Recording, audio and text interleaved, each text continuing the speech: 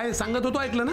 हे या फ्रीज मध्ये जिलब्या लपवून ठेवतात आणि एकटे खातात चुरून. म्हातारपणी या माणसाला हे शोभतं का? तब्येत काय कळतच नाही ग. मी झापलं त्यांना आता व्यवस्थित. काय आहे काका?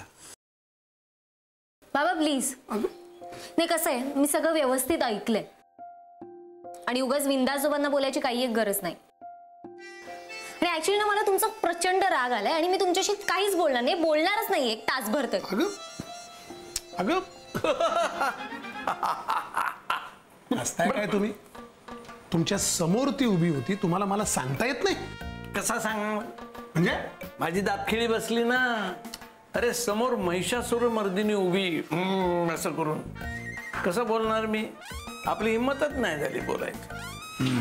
ते खरं आहे म्हणा, हिंमत माझीही होत नाही. मग पण मला सांगा आता हा सगळा गोंधळ निस्तरायचा कसा हो? प्रॉब्लेम म्हणजे गोंधळ आणि कन्फ्युजन.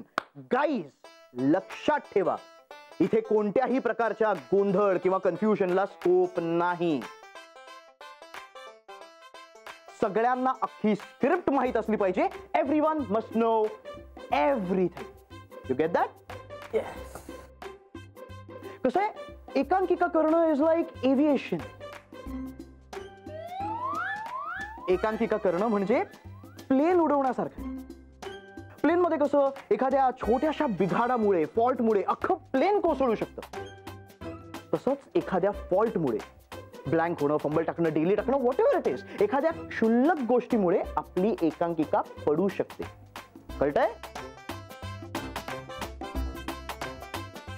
त्यामुळे प्रत्येकाने आपापली कामं चोख करायची आहेत. I want perfection. अरे यार समीर, तू इतका नेगेटिव्ह का विचार करतोय यार? त्यापेक्षा तू असं बोल ना की सगळ्यांची कामं छान होतील, आपल्या नाटकाला खूप बक्षिसं मिळतील.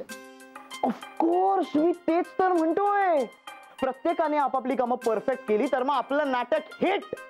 हिट फक्त सांगितलं, धोके काय आहेत हे सांगितलंय मी आता. कळतंय? ए बाबा वर्षा, तुला कळतंय ना? हा नाही, कारण बॅकस्टेज सगळं तुझ्याकडे आणि मला त्यात सुद्धा चूक नकोय. कळलं दिग्दर्शक साहेब, कळलं. हा बरे, हा मानस आला नाही अजून? फॅन्टॅस्टिक, कमाल आहे यार. आधीच आपल्याकडे रिहर्सल साठी दिवस कमी आहे, त्यात उद्या संडे म्हणजे एक दिवस फुकट गेला आणि हे असे दांड्या मारणार म्हणजे झाली आपली रिहर्सल.